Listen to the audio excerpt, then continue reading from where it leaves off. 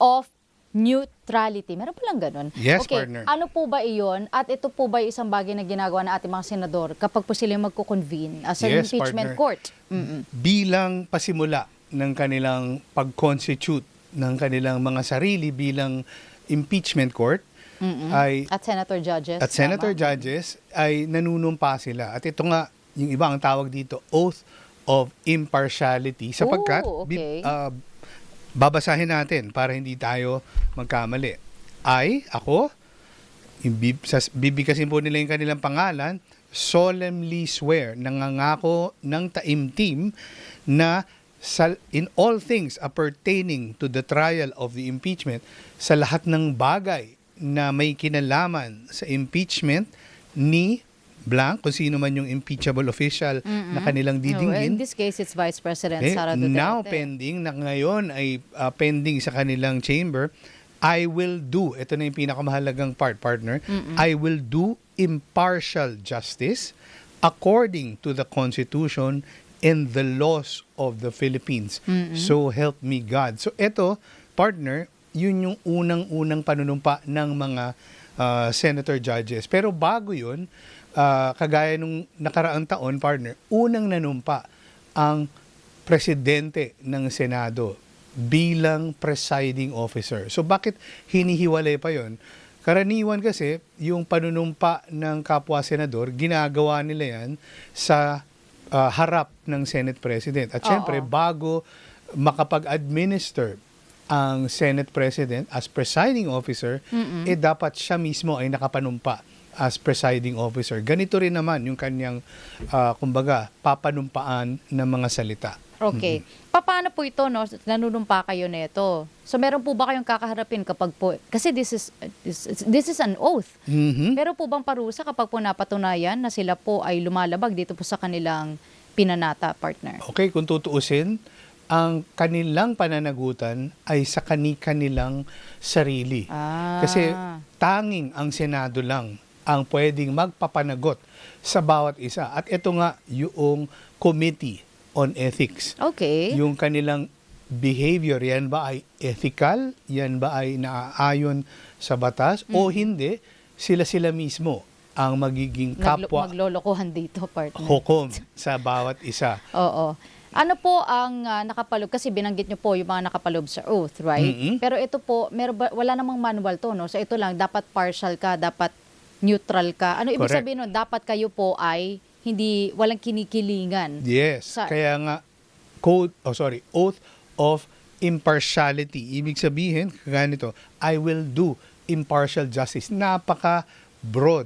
Ibig sabihin kasi, partner, kaya nga sinasabi dito, lahat ng mga, kumbaga, lahat ng bagay na may kinalaman sa impeachment trial. Kasi, partner, yung pag-admit ng isang testigo, kasi papayagan siya magbigay ng kanyang testimonya, whether for or against the impeachable official, yung pagkakasunod-sunod, yung tamang panahon sa bawat isang testigo, yung tamang panahon sa bawat isang senator judge na nagpalista na magtatanong. At alam natin sa karanasan sa ibang mga mas naunang impeachment trials, yan ay naglalaan sila ng sapat na panahon para sa bawat isang senator judge. Paano po kung within the middle of habang sila ay nasa kasagsagan, nasa kalagitnaan ng impeachment trial ng proceedings, partner, at nakitaan po sila ng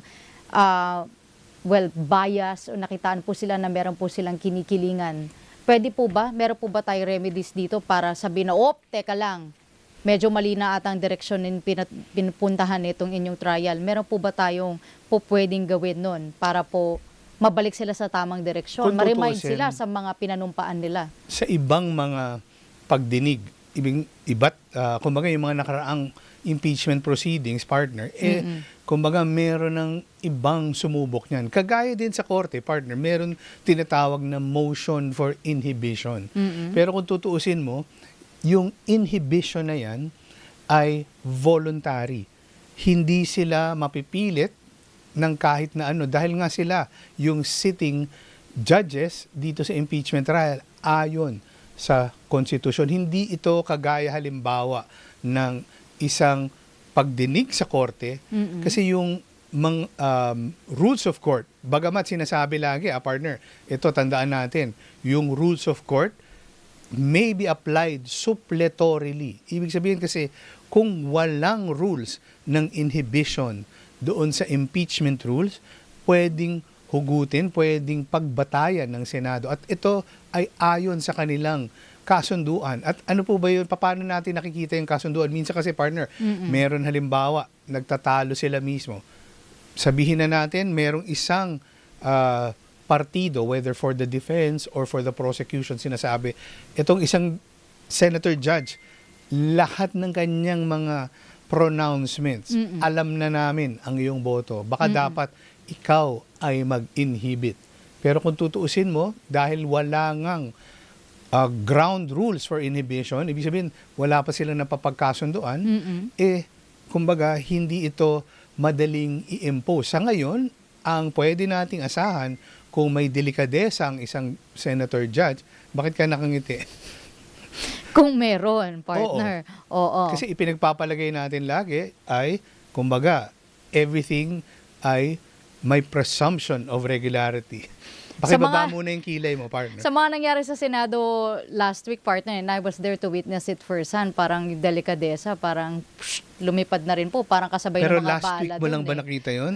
O matagal mo nang kinikimkim? Bihira na nga lang ako ma-assign sa Senado, partner, yung pang nadatnan kong sitwasyon nila. So, balikan natin yung delikadesa ang sinasabi po ninyo, no? At nabanggit nyo yung word na inhibit.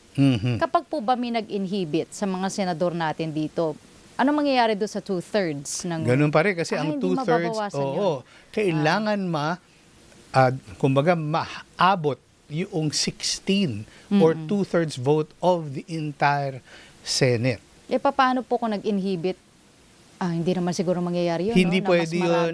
Hindi pwedeng ma-count yun whether for or against. Pero kasi dito, ang magic number, kumbaga, yung 16. Yes, pag magic hindi 16. mo naabot yun, by whatever means, kailangan positive vote yun.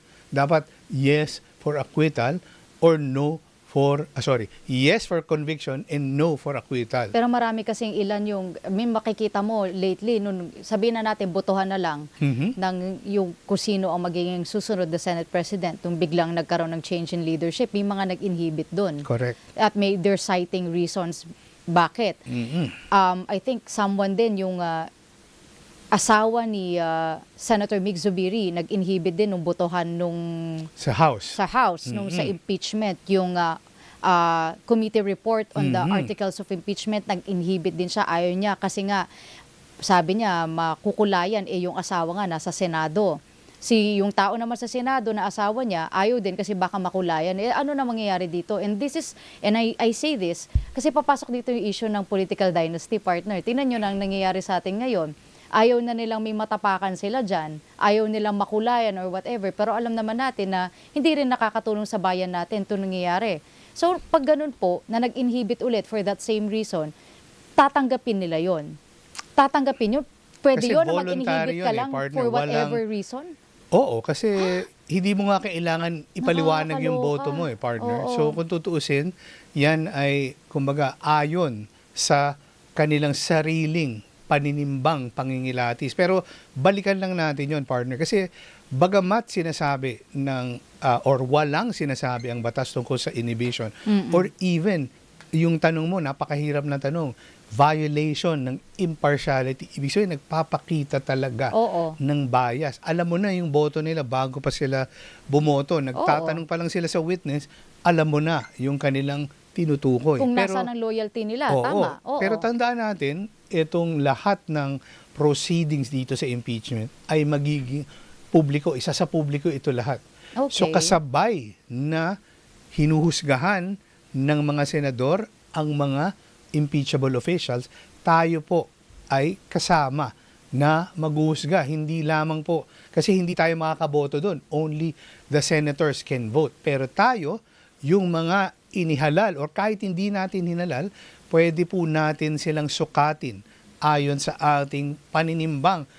Tunay ba sila sa kanilang pinangako na impartiality or talagang, kumbaga, binibigkas lang nila ito ng walang, kumbaga, i-internalize or hindi nila talaga gustong maging impartial. Paano po kung for example po may napansin na tayo mga kababayan natin, again, babalik ko lang yun, hindi ba pwede natin siya ireklamo agad sa Korte Suprema? Saglit lang po, may isa po dito sa mga senador natin, senator judges, we feel, kasi for sure ibo-broadcast yan, right? Yung impeachment trial, katulad po ng nangyaring hearing sa Committee on Justice ng House. Makikita natin, line of questioning nila, hindi naman po, sorry for the lack of a better term, hindi naman po bobo mga Pilipino, partner, matatalino tayo dyan. Nakikita natin yan kapag may mali na sa mga nangyayari. Nakikita natin by just watching it kung mabigat ba ang pieces of evidence. Pag nakikita natin na kahit po gano'n ang nangyayari at iba po ang nagiging aksyon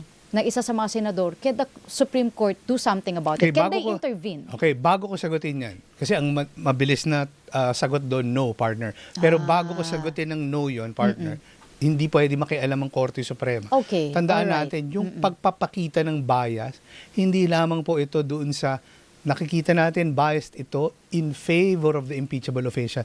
Pwede rin sa kabila, pwede rin biased Tama. voting for impeachment. Ibig sabihin gustong matanggal ang isang impeachable Yes, official. both It goes yan. both Tama. ways. Pero sa tanong mo, pwede bang makialam ang Korte Suprema? Hindi. Kagaya ng ang initiation ay exclusive province, exclusive matter under the jurisdiction of the House of Representatives. Okay. Ang trial, kahit ano po mangyayari dyan, ay exclusive jurisdiction ng ating Senado. At kung may mali dyan, hindi Korte Suprema ang Solusyon. Okay, Anong dahil hindi pwedeng- makikialam ang Korte Suprema sa, kumbaga, wala tayong rules para sa kasi in effect, partner, pinapa-disqualify mo eh. Kasi Okay. kung hindi siya voluntary magi-inhibit, kumbaga, gagawin mo mandatory na tatanggalan siya ng kanyang pagiging huwes dahil nga sa alleged bias. For or against, ha? Buti na banggit mo yung sagot na walang pwedeng gawin ng Korte Suprema dyan. Kasi po, may I just read this part of the article na nandito tayo ngayon dito. Yes. Article 11, Section 13 grants the Senate the sole power to try and decide all cases of impeachment. Pero alam naman po natin na nung 19th Congress, naharang ito ng Korte Suprema. Correct. Pero basically, Article 11, Section 3 says that the Senate has the sole power to try and decide all cases of impeachment. Hindi pa parang may mali na nangyari last year pa lang? Ano yung dahilan? Bakit sila pinigilan ng Senado? Bakit pinigilan ng Senado ng Korte Suprema? Pero kung tutuusin mo, nilabas yung desisyon, tapos na eh. Oo. Di ba? Na, Pwede pa rin talaga, nasa Senado pa rin talaga correct. kung So, tutuloy nila, di Kung ba? tutuusin, yan yung instances na meron sa tingin ng Korte Suprema ay grave abuse of discretion. Pero hindi sa Senado. Doon yung grave abuse. Doon sa House. Kamara. Kasi ang Okay. sinasabi ng desisyon na yun ng Korte Suprema, yung pang-apat na impeachment complaint na ifinorward ninyo sa Senado ay mayroong legal infirmities. Lumabag kayo, lumampas kayo sa inyong tungkulin ng initiation. Kasi yung unang tatlo, nung in-archive ninyo, parang nag-pass upon kayo sa merits, parang dinismiss nyo na. So, ibig sabihin, nung na-dismiss nyo na yung tatlong una, etong pang-apat, kahit na overwhelming, di ba? Yung unang Yung pieces botohan, of evidence, tama. 215. Yes. And eventually, sabi, umakyat pa hanggang 250 plus. Di ba? So, yun yung nakaraang pinigilan ng Korte Suprema. Doon Okay. sa ground na grave abuse of discretion. Posible ba na manghimasok yung Korte Suprema or may maghain sa Korte Suprema kung may nakikitang grave abuse of discretion sa buong Senado? Pwede, partner. Pero halimbawa, yung usapin ng inhibition, sa aking palagay, sa abang palagay ni Attorney Noel Del Prado, hindi yan yung pwedeng tawaging grave abuse of discretion. Okay, so pero para malinaw lang, bago po umaksyon ng Korte Suprema, kailangan po ba may mag-complain sa kanilang opisina? Partner. At hindi lang okay. basta complaint, partner. Titimbangin pa nila at ito yung kumbaga yung mga kaso ng impeachment, laging unang sinesete nila, partner, kung meron bang justiciable issue. Ano yung justiciable Ang ibig na term na sabihin, yun? First time ko narinig merong yan. mga partido na yung kanilang conflicting claims, hindi sila pwedeng parehong tama. Ibig sabihin, Okay. hinug na yung kaso para mamagitan ang korte. Kasi yung iba, dumudulog lang sa korte, Supreme Court, baka pwede kayong mag-render ng opinion dito. Hindi po yan, ibabasura po yan ng Korte Suprema dahil wala pang justiciable issue. Parang sinasabi, para lang kung merong magreklamo, eto may sagot na. Hindi po. Kailangan meron ng nagbabanggaang mga interes. Kagaya nun, yung House gusto nung isulong sa Senado yung pagdinig. At eto namang, nung panahon na yon, partner, yung Senado naman, sinasabi, wag nyo kaming madaliin. Pinadala nyo yan last day ba or a few days before kami mag-adjourn. Hindi nyo kami pwedeng, kumbaga, hindi nyo pwedeng i-impose sa amin yung inyong interpretation ng forthwith. Ang forthwith sa Senado, Grabe. relax lang kami, Oo.